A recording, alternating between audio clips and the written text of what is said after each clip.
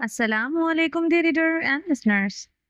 और the novels library में आपका ढेर सारा वेलकम। लहू से लाल बाय अनीशा उमर की एपिसोड नंबर 16 लेकर हाजिर हुई हूँ। अगर आपने अभी तक मेरे इस चैनल को सब्सक्राइब नहीं किया तो जल्दी से भी सब्सक्राइब कर दें, लाइक एंड शेयर करें और अपनी राय कमेंट बॉक्स में लाजमी दें। तो इस पर रिस्पॉन्स अच्छा दें ताकि मैं आप लोगों को ज़्यादा से ज़्यादा एपिसोड्स दूँ। तो आज हो सकता है मैं 2 से ज़्यादा आप लोगों को एपिसोड्स वगैरह दूँ, क्योंकि कल मैं नहीं कर सकी थी किसी रीज़न की वजह से। लेट हो गई थी, फिर उसके बाद मेरा दिल नहीं किया था रिकॉर्डिंग करने को ना, तो मैंने कहा चलो कल दे देंगे, एपिसोड्स डबल दे देंगे, लेकिन कल देंगे। तो कल मैंने इसलिए आप लोगों को एपिसोड नहीं दी थी। तो अब जो है आज आपको 3 भी मिल सकती है, 4 भी मिल सकती है, मोड पे डिपेंड करता है कितनी रिकॉर्डिंग होती है। ठीक है, तो चलें स्टार्ट करते हैं।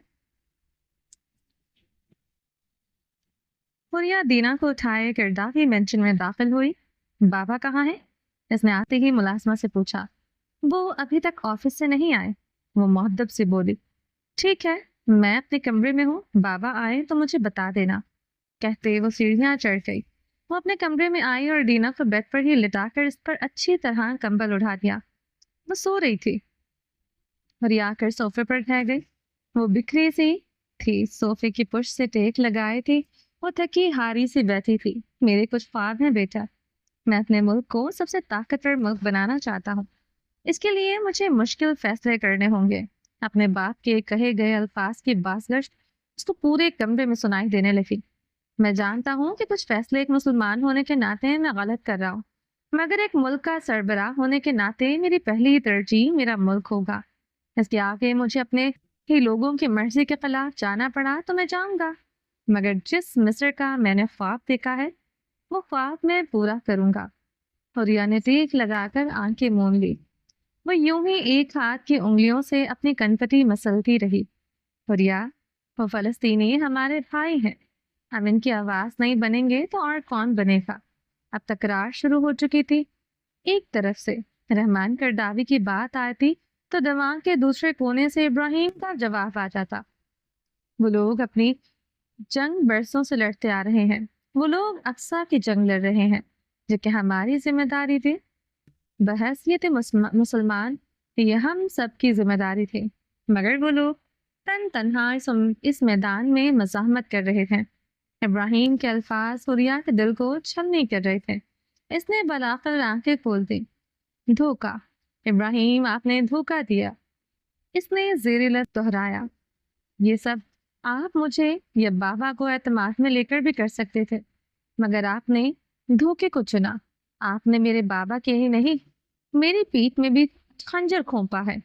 हुरिया हवा में किसी गैर मरई नुक्ते को मुसलसल घूरे जा रही थी। इसकी आंखें एक ही नुक्ते पर मरकूज थी। मैंने आपसे मोहब्बत की, बेशक आपने जवाब में मुझे इससे दुगना मोहब्बत दी, मगर मगर भरोसा, इब्राहिम आपने मेरे भरोसे का कत्ल कर दिया। आपने मेरे एतमाद को तोड़ दिया। आपने मुझे वहां से चोट पहुंचाई है जहां से मेरा गुमान न था। मेरे बाप के साथ आपने गद्दारी करके मुझे मफलूज कर दिया। हुरिया अब अपना सर दोनों हाथों में गिराए खामोश आंसू बहा रही थी। आपने अच्छा नहीं किया, कहते इसने सर ऊपर उठाया। अब वो अपनी थोड़ी के नीचे दोनों हाथों की मुट्ठी बनाए बैठी झूल रही थी। इसे कोई देख लेता तो मजनू कहता। वो पागल ही तो हो गई थी। एक तरफ इसका शौहर था तो दूसरी तरफ इसका बाप। कोई आम मशरकी लड़की होती तो वो तलाक के खौफ से या शौहर की फर्मा बरदारी की खातिर खामोश हो जाती, मगर वो तो हुरिया रहमान थी। वो रहमान गिरदावी की बेटी थी। मोहब्बत ने बेशक इसके पैरों में बेड़ियां डाल दी थी, मगर वो अलग थी। इसको तलाक का कोई खौफ न था। वो अपने असूलों की पाबंद थी। वो इसके असूलों में सरफहरिस्त भरोसा था। जिसका खून हो चुका था वो एक बार फिर से सर हाथों में गिराए बैठी थी, जबकि इसके दिमाग में अब दोबारा तकरार शुरू हो चुकी थी। हुरिया, उसने चौंक कर देखा तो वो दरवाजे में रहमान किरदावी खड़े थे। बाबा। वो उठ खड़ी हुई और फौरन जाकर अपने इनके सीने से लग गई। हुरिया, मेरी शहजादी, सब ठीक है ना? वो इसके बाल सहलाते पूछ रहे थे, जबकि वो बस खामोशी से रोई जा रहे थे। क्या हुआ है मेरी बेटी? क्या अपनी मामा की याद आ रही है? चलो हम कब्रिस्तान चलते हैं, इनसे भी मुलाकात कर लेते हैं। वो यही समझे थे, इसलिए अपने लिहाज से तजवीज पेश करने लगे। नहीं बाबा, وہ ناک پونچھتی ہوئی الگ ہوئی۔ کیا ہوا ہے پھر؟ کیوں اداس ہو؟ وہ ابراہیم کہاں ہے؟ تم اکیلی آئی ہو؟ یاقوت اور مرجان کہاں ہے؟ انہوں نے بیڈ پر سوئی ہوئی دینا کو دیکھ کر سارے سوال ایک ہی سانس میں کر ڈالے۔ وہ ان کی لفظ جگر تھی۔ اس کا ایک آنسو ان کے دل پر گرتا تھا۔ وہ حریہ کو روتے ہوئے ہرگز نہیں دیکھ سکتے تھے۔ میں ٹھیک ہوں بابا، بس ایسے ہی دل بھر آیا تھا۔ بچے گھر ہیں، ابراہیم کسی کام سے گئے ہیں، آپ کی یاد آئی تو میں چلی آئی۔ وہ اپنا حلیہ درست کرتی ہوئی ان کو بتانے لگی۔ اچھا تو یہ بات تھی، پھر تو بہت اچھا کیا جو آ گئی ملنے، میں بھی تمہیں بہت یاد کر رہا تھا۔ اس کو ساتھ لگائے صوفے پر آ بیٹھے۔ حلیہ کچھ دیر یوں ہی ان کے کندھے سے سر ٹکائے بیٹھی رہی۔ بابا، کچھ دیر بعد اس کی گھٹی گھٹی سے آواز آئی، بولو بابا کی جان۔ انہوں نے اس کا کندھا سہلایا۔ بابا، اگر کوئی اپنا ہمیں دھوکہ دے رہا ہو تو کیا کرنا چاہیے؟ اس نے ہوا میں گھورتے ہوئے بوجھل دل کے ساتھ پوچھا۔ دھوکہ کبھی بھی ایک دن یا ایک لمحے میں نہیں دیا جاتا حریہ، یہ ایک مکمل پروسیس ہوتا ہے جس میں پلاننگ شامل ہوتی ہے، اور دھوکہ دینے والے کے پاس ایسے ہزاروں لاجک ہوتے ہیں جن سے وہ قائل کر لیتا ہے کہ وہ مجبور تھا۔ اب یہ آپ پر ڈیپینڈ کرتا ہے کہ آپ اس کو معاف کر دیتے ہیں یا پھر دوبارہ اعتماد کر لیتے ہیں۔ تو کیا معاف کر دینا اور اعتماد کر لینا ایک برابر نہیں؟ اس نے حیرت سے سر اٹھا کر ان کا چہرہ دیکھا۔ وہ ہلکا سا مسکرائے۔ نہیں، معاف کر دینا الگ بات ہے اور دوبارہ سے بھروسہ کرنا الگ چیز ہے۔ وہ مسکرا کر اس کے سر پر ہاتھ رکھتے بولے، تو کیا کرنا چاہیے، معاف یا بھروسہ؟ معاف اس کو کریں جو گلٹی ہو، جس کو اپنے کیے پر شرمندگی ہو، وہ دوبارہ سے آپ کا اعتبار جیت لے گا۔ اس طرح آپ کا اس پر خود بخود بھروسہ قائم ہو جائے گا۔ یعنی میں معاف کر دوں؟ حریہ نے ایک آس سے پوچھا۔ ہاں، مگر بھروسہ اس کو خود جیتنے دو۔ بھروسہ کمایا جاتا ہے۔ انہوں نے اس کے سر کا بوسہ لیا، مگر حریہ کے دل کا بوجھ ہنوز قائم تھا۔ ڈنر ریڈی ہے، ہم دونوں باپ بیٹی ساتھ کھانا کھائیں گے، ٹھیک ہے؟ انہوں نے شفقت سے کہا تو حریہ نے اس بات میں سر ہلا دیا۔ اس ریزروٹ کے آس پاس سمندر کی لہروں میں ارتعاش سا پیدا ہو رہا تھا۔ نیلے پانیوں کا سمندر رات کی تاریکی میں سیاہ ہو چکا تھا، مگر آسمان پر چمکتے چاند ستاروں کے نور نے اس پانی کو مکمل تاریک نہیں ہونے دیا تھا۔ سمندر کے پانی میں نظر آتا وہ چاند ہر لہر کے ساتھ ساتھ لہراتا جاتا تھا۔ وہ ہچکولے کھاتا چاند اس وقت کشمکش میں تھا۔ وہ اس وقت ان لہروں کی رحم و کرم پر تھا جس کو ہر آتے لمحے کے ساتھ ہلا کر رکھ دیتی تھی۔ ایک چاند اس ریزروٹ کے تیسرے فلور کے ایک کمرے میں بھی تھا، جس کو اس کے سمندر نے وقت کی لہروں کے سپرد کرنے کا فیصلہ کیا تھا۔ ابراہیم نے سیاہ پین کی کیپ ہٹائی اور کاغذات اپنے ہاتھ میں پکڑے، مگر اس نے دستخط نہیں کیے تھے۔ اس نے وہ پین اور وہ کاغذات صفا کی جانب بڑھا دیا۔ پہلے تو بس اتنا ہی سنائی دیا تھا صفا کو، جو کہ غیر یقینی کی لہروں میں اپنا تشخص برقرار رکھنے کی ہر درجہ کوشش کر رہی تھی۔ آج اس کی پہچان ایک بار پھر سے ہچکولے کھا رہے تھے۔ ایک دن وہ اچانک صفا قریشی سے صفا ابراہیم بنا دی گئی، اور آج ایک بار پھر سے اس کی پہچان کے ساتھ کھلواڑ ہو رہا تھا۔ اس کے رجسٹر کے پہلے صفحے پر اس کا نام لکھا تھا، اور اس پر پینسل سے لکھی گئی کروچیں، جن سے اس نام کو مٹا دیا گیا تھا۔ کیا اتنا ہی آسان تھا کسی کی پہچان بدلنا؟ وہ ہر روز اپنے رجسٹر پر اپنی پہچان لکھتے، صفا ابراہیم۔ وہ اس نام کو لکھنے کے بعد کتنی ہی دیر اس نام کو نہارتی رہتی، وہ اس پر ہاتھ پھیرتی رہتی اور خود کو یقین دلایا کرتی تھی کہ وہ صفا ابراہیم ہے۔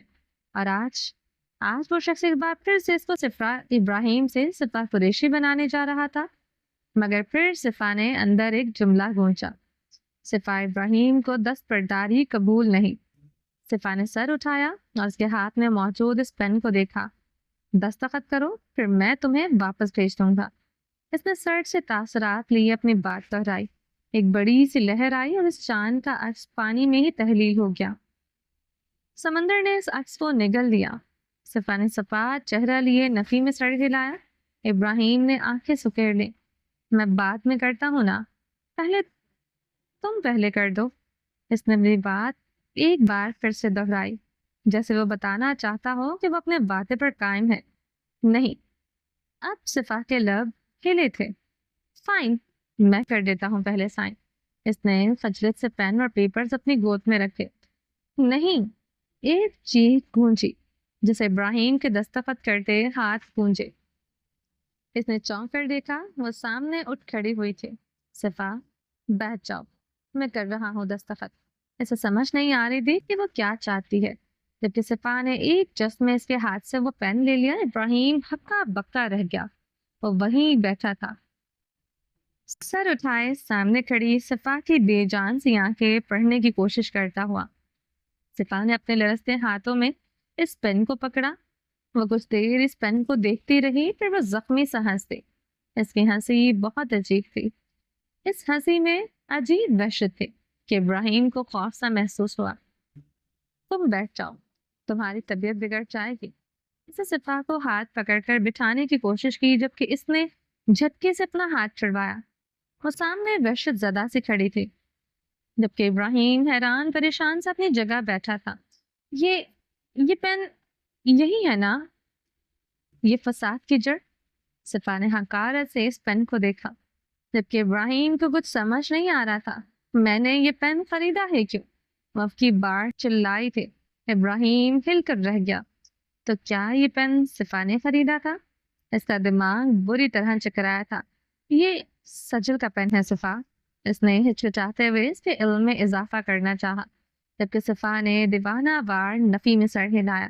یہ میرا پین ہے، یہ میں نے خریدا تھا ابراہیم. وہ چیخ رہی تھی. ریلیکس. وہ اب کی بات اٹھ کھڑا ہوا. میں نے خریدا تھا یہ پین.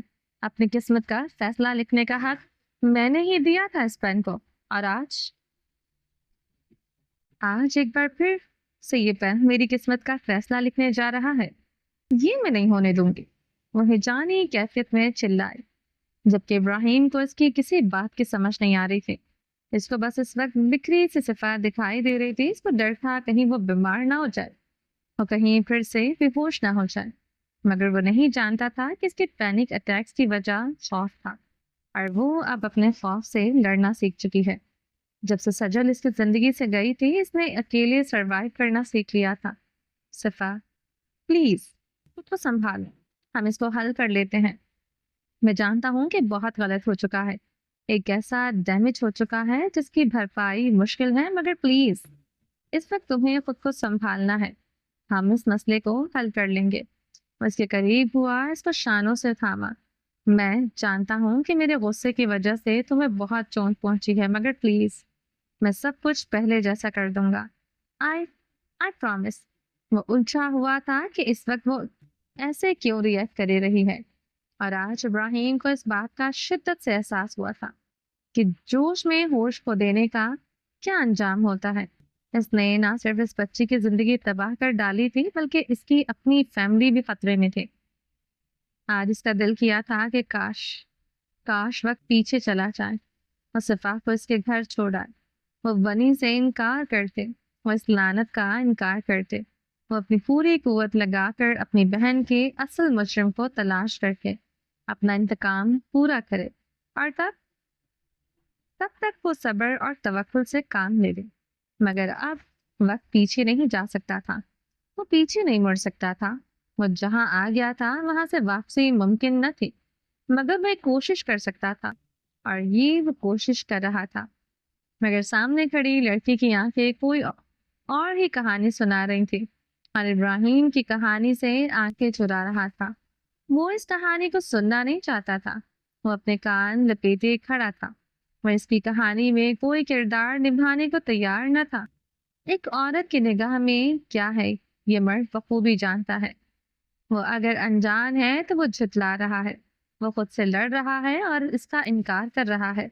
وہ بھی جھٹلا رہا تھا کہ صفا ایسا نہیں کر سکتی، وہ اس کے ساتھ رہنے کی بات نہیں سوچ سکتی.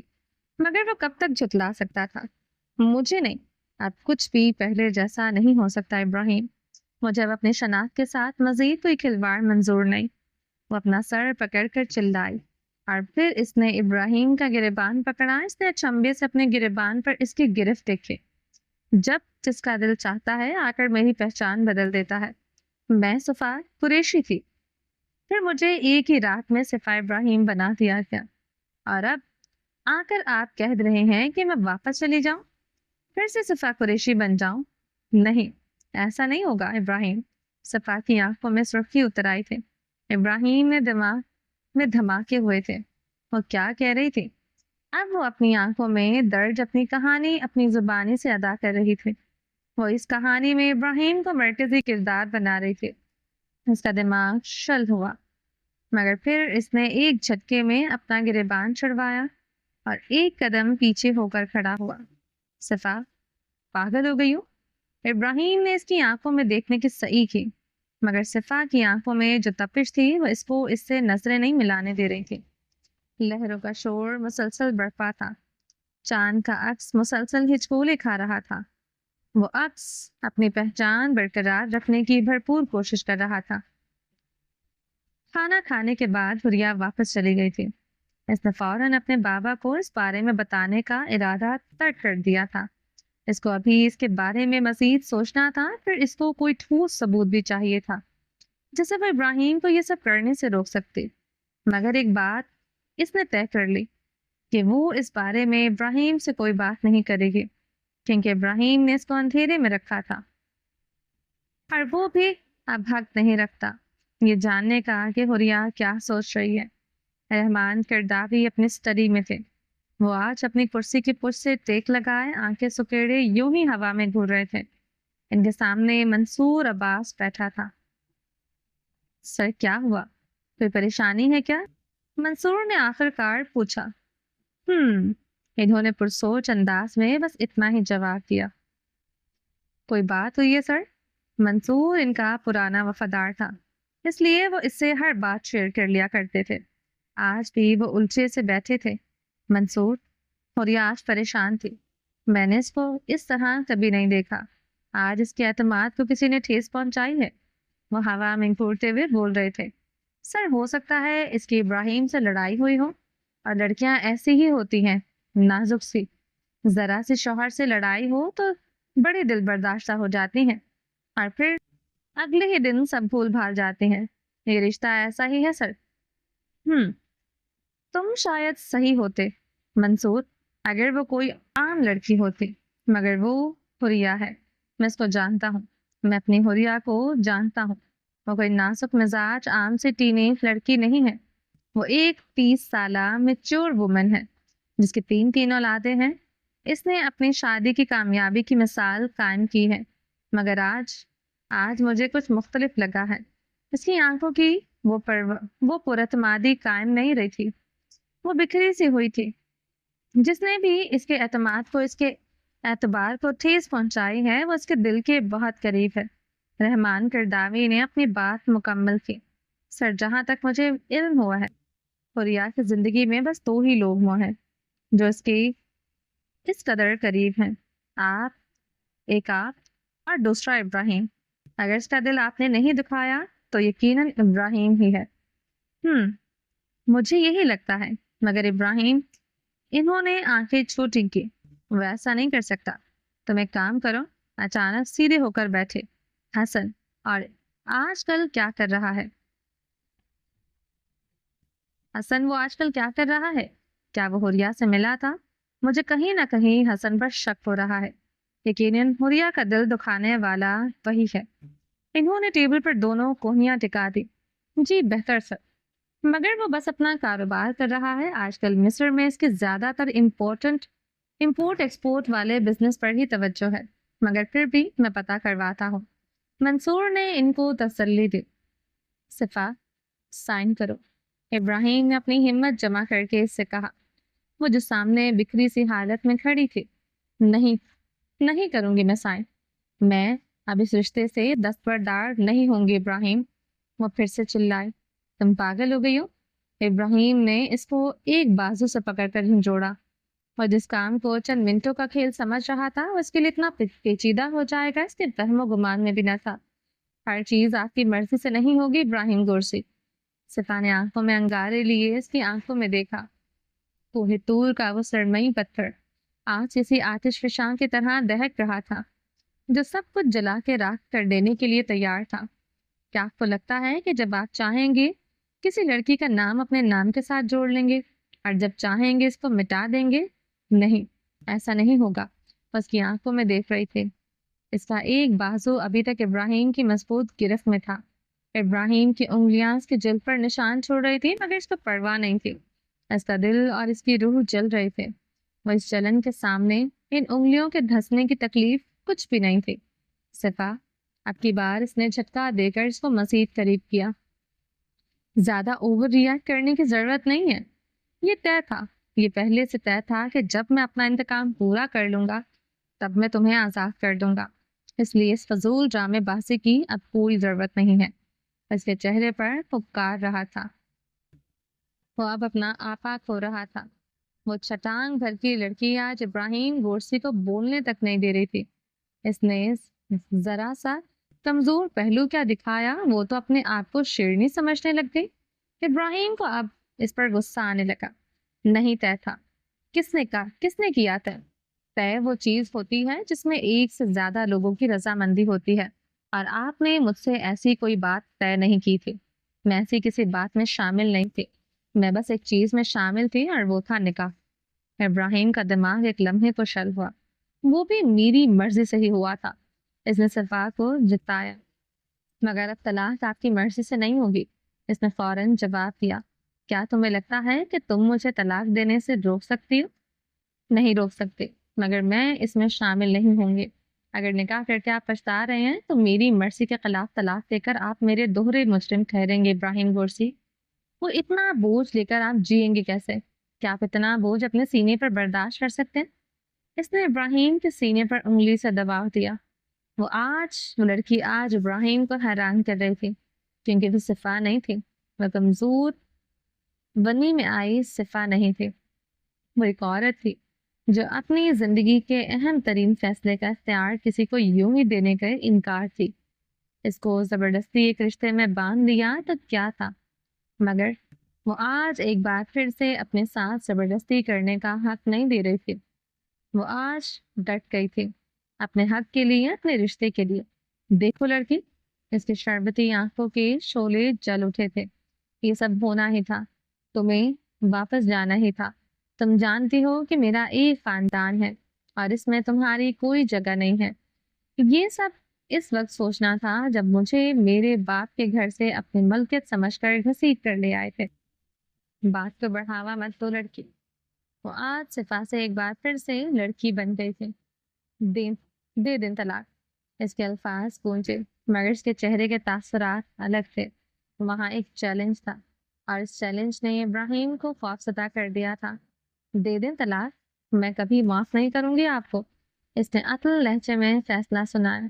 کیا آپ کے اندر حساس ابراہیم جو بقول آپ کے آج بھی زندہ ہے، وہ اس چیز کا بوجھ اٹھا پائے گا؟ کیا وہ میری ٹوٹے دل سے نکلی سسکیاں اور آہو بکا کو افورڈ کر سکتا ہے؟ وہ آج اس کی کمزوریوں کو اس کے منہ پر مار رہے تھے۔ واقعی کبھی بھی اپنی کمزوری کسی کے سامنے ظاہر نہیں کرنی چاہیے، خواہ آپ کسی بھی حالت میں ہوں، کسی بھی درد سے گزر رہے ہوں۔ اپنا کمزور پہلو کبھی کسی پر آشکار مت کریں۔ آپ نہیں جانتے، جس لمحے آپ کا حبیب ہے وہ اگلے ہی لمحے آپ کا دشمن بن کھڑا ہو جائے۔ پھر آپ کو ہرانے کے لیے اس کو کسی ہتھیار کی ضرورت نہیں پڑے گی۔ آپ کی وہ کمزوری جسے آپ نے اپنے کمزور لمحوں میں ظاہر کر دیا، وہ کافی ہوگی آپ کو ختم کرنے کے لیے۔ آج ابراہیم بھی پچھتایا تھا، وہ اپنی کمزوری ظاہر کر کے پچھتا رہا تھا۔ ابراہیم کہ اس کے بازو پر گرفت ڈھیلی پڑ گئی تھی۔ وہ ایک قدم پیچھے ہٹا اور وہ ایک بار تو لڑکھڑایا تھا۔ صفا نے اس کی حالت دیکھی تو اس کا دل ہزاروں ٹکڑوں میں بکھرا تھا۔ سمندر کی لہروں میں ٹھہراؤ آیا تھا، اب وہاں چاند کا لرزتا ہوا عکس ٹھہر رہا تھا۔ وہ اپنی بقا کی جنگ لڑ رہا تھا اور سمندر کی لہریں اب تھم رہی تھیں۔ چاند کا عکس ایک بار پھر سے واضح ہوا تھا۔ کیوں کر رہی ہو یہ سب؟ وہ پیچھے ہٹا اور صفا پر ڈھہ گیا۔ صفا بت بنے کھڑی رہی۔ ابراہیم کا دم گھٹنے لگا۔ اس نے اپنی ٹائی ڈھیلی کی۔ کیوں کر رہی ہو؟ وہ بھاری ہوتی سانس کے ساتھ پوچھ رہا تھا۔ کیوں ذلیل کر رہی ہو مجھے؟ کیوں مجھے اذیت دے رہی ہو؟ کیا میرا جرم اتنا بڑا تھا؟ وہ مسلسل اپنی ٹائی ڈھیلی کر رہا تھا، اور پھر آخری بات اس نے टाई की गांठ खींचकर इसको ढीला किया, मगर सांस अभी तक नहीं आ रही थी। सिफा को उसकी हालत देखकर परेशानी हुई। वह समझ नहीं पा रही थी कि अचानक इसको हुआ क्या है। आ, आप आप ठीक हैं? वो जरा सा करीब हुई। Stay away. इसने हाथ से इशारे से इसको वहीं रुकने का कहा। इसकी आंखें बंद हो रही थी। आज फिर से इसको इसी घुटन का एहसास हुआ था। आज फिर से वो बंद गली में आ खड़ा हुआ था।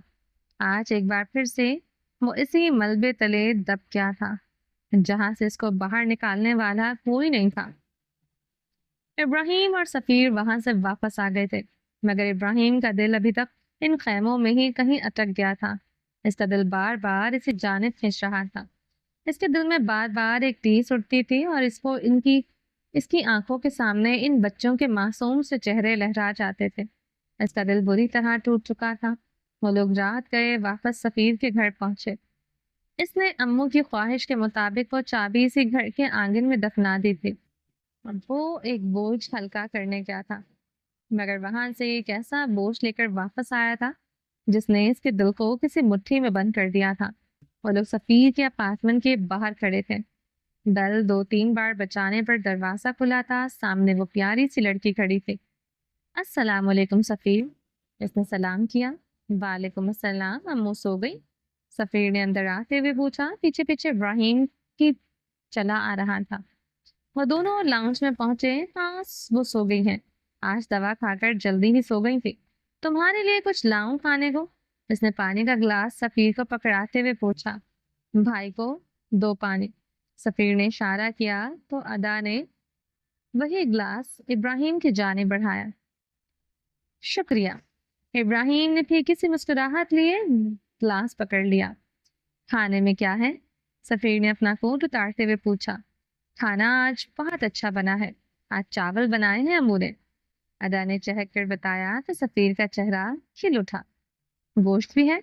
इसने राजदारी से पूछा। अदा ने जोर से इस बात में सर हिलाया।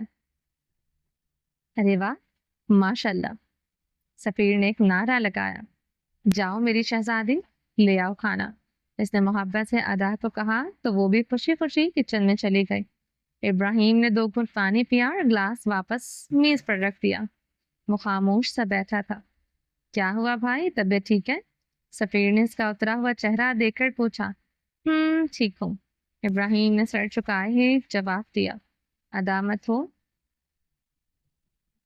वो जन्नत से आए थे, वापस जन्नत में चले गए। सफीर ने इब्राहिम के कंधे पर हाथ रखा। वो जानता था कि वो इन बच्चों की वजह से उदास है। इब्राहिम जवाब में बस खामोश ही रहा। थोड़ी देर में अदा एक बड़ी सी थाल में खाना ले आई और टेबल पर रखा। तुमने खाना खाया? सफीर ने अदा से पूछा तो इसने मासूमियत से नफी में सर हिलाया। तो चलो हम इकट्ठे ही खाते हैं, कहकर इसने वो थाल कारपेट पर रखा और आलती पालती मार कर बैठ गया, जबकि इब्राहिम यूं ही बैठा रहा। अरे भाई आ जाओ। सफीर ने इसका हाथ पकड़कर खींचा तो वो बोझल दिल के साथ इनके साथ आ बैठा। वो तीनों अब एक ही ताल से खा रहे थे। अरब अक्सर यूं ही खाते हैं। सफीर हमेशा की तरह एक एक लुक्मे पर अल्लाह का शुक्र अदा कर रहा था और एक एक लुक्मे पर अल्लाह की तारीफें बयां कर रहा था। इब्राहिम ने इसको रश्क से देखा। वो कितना शुक्रगुजार था। इसको देखकर लगता था कि वो अपनी जिंदगी से बहुत खुश है और कोई भी इसको देखकर इसकी किस्मत पर रश्क करता था, मगर वो अपनी किस्मत पर राज़ी था, इसलिए वो खुशकिस्मत था। शुक्रगुजार था, इसलिए वो काबिल रश्क था। खाना खाते हुए इब्राहिम ने पानी का गिलास उठाकर लबों से लगाया ही था कि इमारत एक जोरदार धमाके के साथ गूंज उठी थी। लाहिला, सफीर और अदा ने बेवक्त कलमा पढ़ा। इब्राहिम के हाथ में मौजूद गिलास भी छलक गया।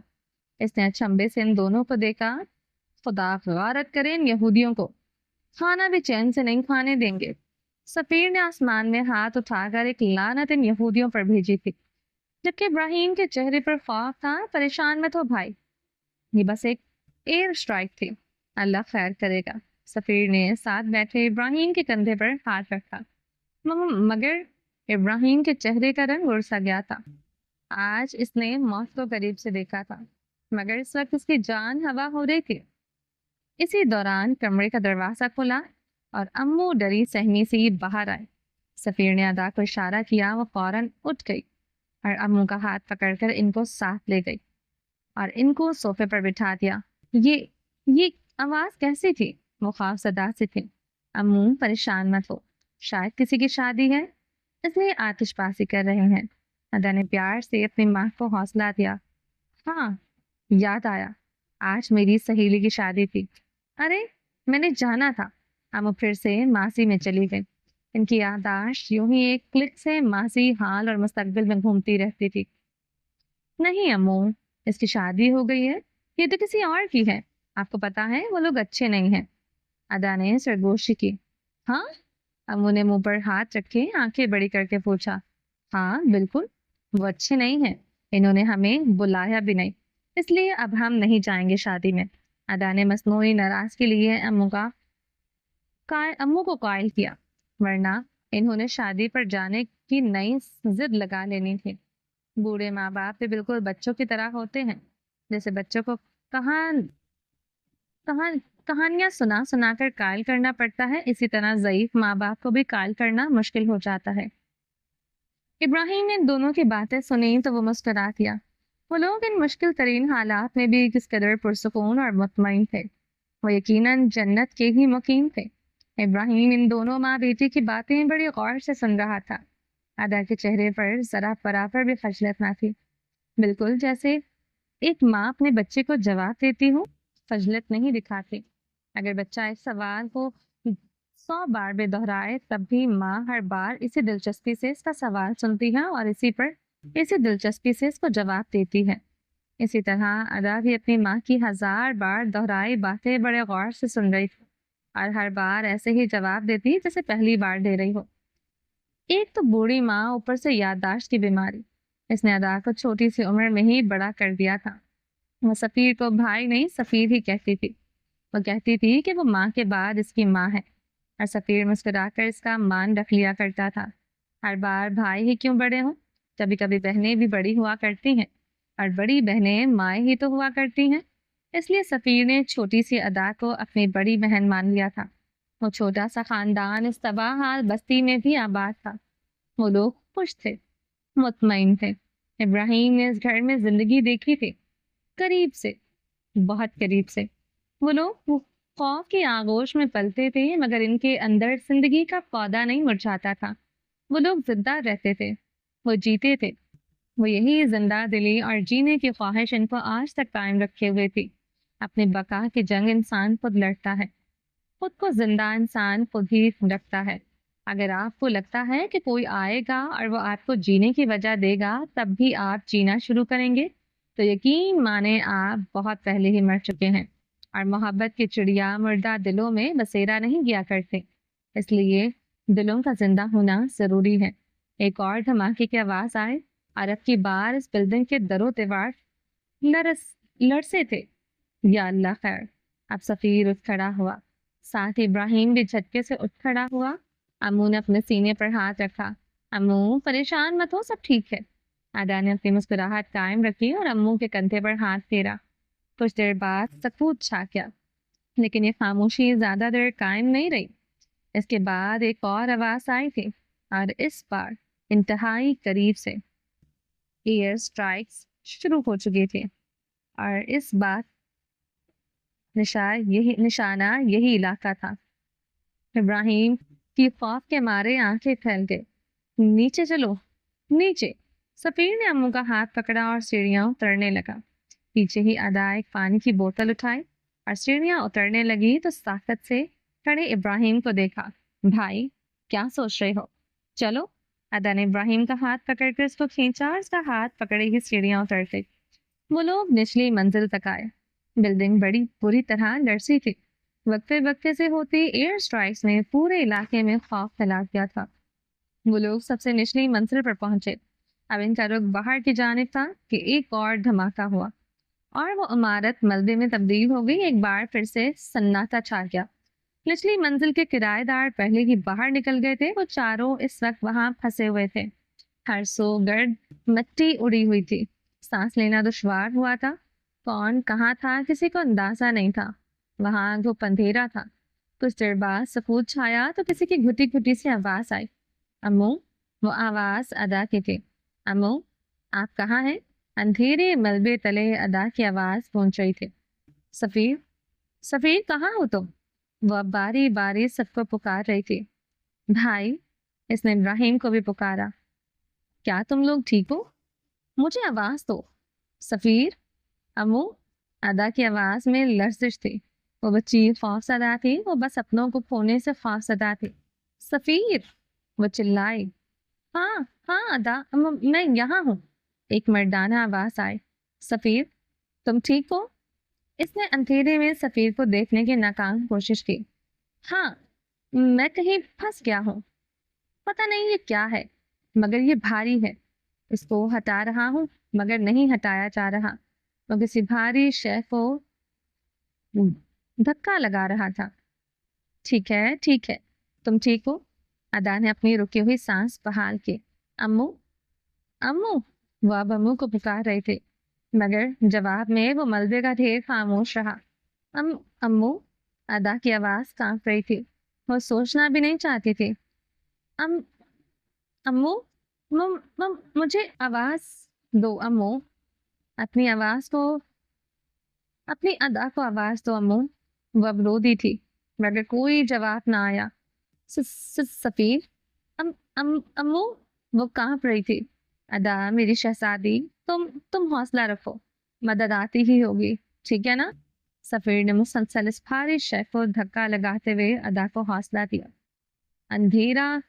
اندھیرے کمرے میں ایک تیسرے انسان کی آنکھ کھلی. اس نے کھلی آنکھوں سے ادھر ادھر دیکھا. تاریکی خاموشی دھول اس کو سانس نہیں آ رہی تھی. اس نے اپنی پوری قوت لگا کر ایک گہری سانس لی مگر اگلے ہی لمحے وہ کھانسنے لگا. مٹی نے اس کی سانس کی نالی کو اندر سے تنگ کر دیا تھا. ابراہیم میرے بھائی کیا یہ تم ہو؟ سفیر کی آواز پہنچی. مجھے سانس. ابراہیم کی بھاری مردانہ آواز میں لرزش تھی. بس میرے بھائی تھوڑی دیر اور صبر کر لو. مدد آتی ہوگی. سفیر کو بہت امید تھی کہ کوئی آ جائے گا اور ان لوگوں کو وہاں سے نکال لے گا. یہ بلڈنگ کے باہر قیامت برپا تھی. ان ایئر سٹرائکس نے اس بستی کو ملبے کا ڈھیر بنا دیا تھا. وہاں کچھ عمارتوں میں آگ بھڑک اٹھی تھی. امدادی ٹیمیں فوراً وہاں پہنچ گئی. کچھ آگ بجھا رہی تھی تو کچھ مشینیں وہاں پہنچ کر ملبے تلے دبے لوگوں کو نکال رہی تھی. ہر سو قہر برپا تھا. لوگوں کی چیخو پکار, عورتوں بچوں کی آہو بکا. ہر کوئی اپنوں کو ڈھونڈ رہا تھا. ہر کوئی بس ایک ہی دعا مانگ رہا تھا کہ اس کے اپنے سلامت رہیں. کسی کے ماں باپ ملبے تلے دب گئے تھے تو کسی کے معصوم بچے. ایک آدمی بھاگتا ہوا آیا. وہ ایک ملبے کے ڈھیر کے سامنے کھڑا ہوا. اس کے ہاتھ میں ایک پیکٹ تھا. اس کی آنکھیں سرخ تھیں. اس پیکٹ میں دودھ تھا. وہ جو اپنے شیر خوار بچے کے لیے لینے گیا تھا مگر اس وقت اس کا بچہ اور اس کی بیوی دونوں اس ملبے تلے دب چکے تھے. اس کے ہاتھ سے وہ پیکٹ گرا تو دودھ اس ملبے کے ڈھیر پر ہی بہہ گیا. وہ آدمی اب اکڑو بیٹھا تھا اپنا سر ہاتھوں میں گرائے. ایک آدمی تھا مگر وہاں موجود ہر شخص یہی حالت تھی. ہر شخص اپنوں کو تلاش کر رہا تھا. ایک بار پھر سے اس اندھیری جگہ میں کسی کی سسکیاں گونجنے لگی. ادا کیا ہوا؟ سفیر نے ادا سے پوچھا. وہ دونوں الگ الگ جگہ پھنسے ہوئے تھے. سفیر حد درجہ کوشش کے بعد اس بھاری شے کو نہیں ہٹا سکا تھا. سفیر. امو. ادا رو دی تھی. امو ٹھیک ہے ادا, تم دیکھنا امو ٹھیک ہوں گی. وہ اپنی چھوٹی سی ادا کو مسلسل حوصلہ دے رہا تھا حالانکہ اب اس کی اپنی ہمت جواب دیتی جا رہی تھی. ابراہیم نے ایک بار پھر سے اس اندھیرے میں کچھ ٹٹولنے کی کوشش کی مگر وہ کسی شے کے نیچے دب چکا تھا. اس کا سر, دھڑ اور دونوں ہاتھ ہی آزاد تھے. باقی اس کی ٹانگیں اور اس کی کمر کسی شے کے نیچے دبی ہوئی تھی. امو پلیز مجھے آواز دیں. ادا روتی ہوئی اپنی ماں کو پکار رہی تھی مگر جواب میں بس خاموشی تھی. سفیر سمجھ گیا تھا کہ اس کی ماں جا چکی ہے مگر وہ ادا کو حوصلہ دیتا رہا. ابراہیم نے ایک جانب ہاتھ ہلایا تو اس کا ہاتھ کسی چیز سے ٹکرایا۔ ادا، کیا یہ تم ہو؟ ابراہیم نے ہڑبڑا کر پوچھا۔ ہاں، یہ میرا ہی ہاتھ ہے بھائی، ادا نے فوراً جواب دیا۔ چونکہ وہ اور ابراہیم ساتھ تھے تو دونوں قریب ہی تھے، جبکہ سفیر اور امو ساتھ تھے، مگر امو کا ہاتھ سفیر سے چھوٹ گیا تھا۔ ابراہیم بری طرح پھنسا ہوا تھا، مگر وہ ان دونوں بہن بھائیوں کی ہمت دیکھ کر ابھی تک حوصلے میں تھا۔ اگر وہ اتنے چھوٹے ہو کر اتنے مضبوط تھے تو ابراہیم کو بھی مضبوط رہنا تھا۔ وہ لوگ کتنی ہی دیر ایک دوسرے کو ہمت اور حوصلہ دیتے رہے۔ باہر سے مشینوں کی آوازیں آ رہی تھی، لوگ ملبہ ہٹانے کی کوشش کر رہے تھے، مگر وہ لوگ ابھی تک ان تینوں تک نہیں پہنچ سکے تھے، کیونکہ ان کے اوپر باقی کی 3 منزلوں کا ملبہ تھا۔ اندھیرا، خوف، وحشت، کیا کچھ نہیں تھا ان لمحات میں جن میں اس وقت وہ تینوں تھے، کیونکہ چوتھا وجود کب کا وہاں سے رہا ہو کر آسمان کی کھلی فضا کے سفر پر جا نکلا تھا۔ ابراہیم کے ہاتھ میں ادا کا چھوٹا سا ہاتھ تھا۔ اس کا دھیان اچانک ادا کی نبض پر گیا، جس کی رفتار سست ہو رہی تھی۔ ادا، تم ٹھیک ہو بیٹا؟ ابراہیم نے اپنی گھبراہٹ چھپائی۔ ہاں ہاں بھائی، بس آنکھیں بند ہو رہی ہیں، ادا کی گھٹی گھٹی سی آواز آئی۔ نہیں ادا بیٹے، تم بہادر ہو نا، اس طرح ہمت نہیں ہار سکتی تم۔ مدد آ پہنچی ہے، وہ لوگ جلد ہمیں نکال لیں گے، ٹھیک ہے؟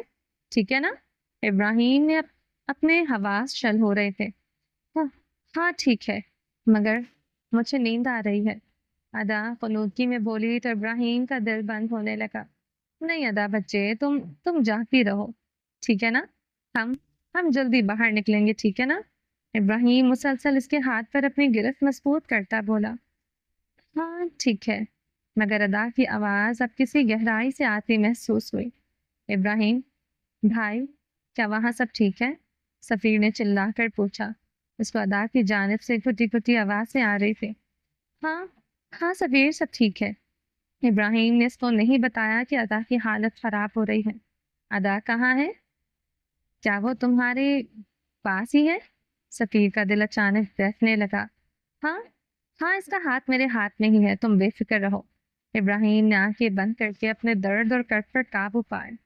ٹھیک ہے ادا، تم ابراہیم بھائی کا ہاتھ مت چھوڑنا، ٹھیک ہے نا؟ سفیر نے کچھ فاصلے سے چلا کر ادا سے کہا، مگر جواب نہیں آیا۔ ابراہیم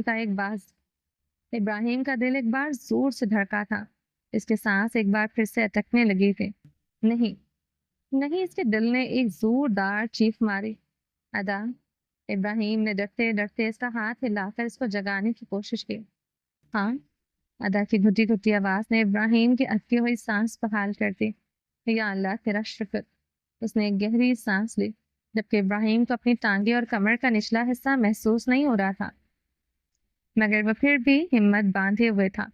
رات کی تاریکی گہری ہوتی چلی گئی۔ اب امدادی ٹیموں کے لیے کام کرنا مزید مشکل ہو رہا تھا۔ وہ لوگ بہت کوشش کر رہے تھے، مگر یہ اتنا آسان نہیں تھا۔ آخرکار ابراہیم کو روشنی کی ایک ہلکی سی بیم محسوس ہوئی۔ کوئی معمولی سا رستہ نکل آیا تھا، جس میں سے باہر موجود لوگوں کے ہاتھوں میں ٹارچ کی روشنی آ رہی تھی۔ وہ بیم ابراہیم کے لیے نئی زندگی ثابت ہوئی تھی۔ اسی کو کہتے ہیں امید کی کرن۔ آج ابراہیم نے امید کی وہ کرن اپنی آنکھوں سے دیکھی تھی۔ خیر، وہ حلق کے بل چلایا، مدد مدد مدد، وہ چلا رہا تھا۔ کیا ہوا؟ سفیر نے ابراہیم کو اچانک چلاتے ہوئے سنا تو اس کو بھی کوئی امید نظر آئی۔ روشنی کی ایک شعاع ہے، یقیناً یہاں سے آواز باہر جا سکتی ہے۔ ابراہیم نے پھولے ہوئے سانس کے بیچ بتایا، پھر وہ دونوں مدد کے لیے چلانے لگے، مگر وہ روشنی کسی کے ہاتھ میں موجود ٹارچ کی نہیں، وہ بجلی کی چمک تھی۔ بجلی چمکی، بادل گرجا، اور کچھ ہی لمحوں بعد تیز بارش شروع ہو چکی تھی۔ نہیں، ابراہیم نے غیر یقینی کسی کیفیت میں نفی میں سر ہلایا۔ اس وقت بارش کیوں؟ اور پھر وہی ہوا جس کا ابراہیم کو ڈر تھا۔ امدادی ٹیموں کے لیے کام مزید مشکل ہو گیا، اور اس ملبے تلے پانی جمع ہونے لگا۔ وہ لمحے بہت کٹھن تھے۔ ابراہیم نے کچھ دیر پہلے زندگی دیکھی تھی، جب اس نے ادا کو مسکراتے ہوئے دیکھا تھا، مگر اب اس وقت اس وقت وہ موت دیکھ رہا تھا، وہ موت تھی، اور ابراہیم اس موت کی تاریکی کو اور وحشت کو محسوس کر سکتا تھا۔ وہ اس کے سامنے کھڑی تھی۔ ابراہیم نے کھلی آنکھوں سے موت کو دیکھا تھا۔ ادا! ابراہیم نے شل سے دماغ سے ادا کو پکارا، مگر اب کی بار جواب نہیں آیا تھا۔ ادا! اس نے بنا پلکے جھپکے آہستہ سے دوبارہ ادا کو پکارا۔ اس کا سرد ہاتھ ابراہیم کے ہاتھ میں ہی تھا۔ وہ ایک بے جان ہاتھ کیسا ہوتا ہے، آج ابراہیم کو محسوس ہوا تھا۔ ایک سرد بے جان جسم۔ ادا کے بے جان ہاتھ نے ابراہیم سے اس کی زندگی کی ہر رونق چھین لی تھی۔ ادا! اب کی بار وہ پکارا تو اس کی آنکھوں سے آنسو رواں ہو گئے۔ کیا تم مجھے سن سکتی ہو؟ اس نے ادا کے ہاتھ کو اپنے ہاتھ میں لے لیا، مگر وہ جسم بے جان رہا۔ ادا پلیز جواب دو، اس کی آواز میں لرزش تھی۔ ادا! ابراہیم ہچکیوں کے بیچ اس کو پکار رہا تھا۔ ادا! ایک دہاڑ گونجی تھی، وہ دہاڑ سفیر کی تھی۔ ادا! سفیر اب حلق کے بل اس کو پکار رہا تھا۔ نہیں ادا، تم نہیں، تم ایسا نہیں کر سکتی۔ تم کیا امو کی زیادہ لاڈلی تھی جو وہ تمہیں لے گئیں؟ اس وحشت زدہ تاریک ملبے میں سفیر کی ہچکیاں گونج رہی تھیں، جبکہ ابراہیم خاموش آنسو بہاتا رہا۔ امو، کیوں کیوں ناانصافی کی آپ نے؟ آپ ادا کو کیوں لے گئی؟ آپ نے سفیر کو تنہا پیچھے کیوں چھوڑا امو؟ امو، مجھے جواب دو امو، وہ چلا رہا تھا۔ ابراہیم نے ضبط سے آنکھیں بند کر لی۔ دکھائی تو پہلے ہی کچھ نہیں دے رہا تھا، وہ شاید آنکھیں بند کر کے اس حقیقت سے بھاگنا چاہتا تھا۔ وہ گھٹن بہت اذیتناک تھی، وہ تکلیف بہت دردناک تھی، وہ رات بہت زیادہ تاریک تھی۔ چلیں جو باقی کا نیکسٹ ایپیسوڈ میں کنٹینیو کریں گے۔ امید ہے آپ کو یہ ایپیسوڈ پسند آئی ہوگی۔ چینل کو سبسکرائب نہیں کیا تو جلدی سے بھی سبسکرائب کر دیں، لائک اینڈ شیئر کریں، اور اپنی رائے کامنٹ باکس میں لازمی دیں۔ اپنا ڈھیر سارا خیال رکھیے گا، دعا میں یاد رکھیے گا۔ ملتے ہیں نیکسٹ ایپیسوڈ کے ساتھ، تب تک کے لیے اللہ حافظ۔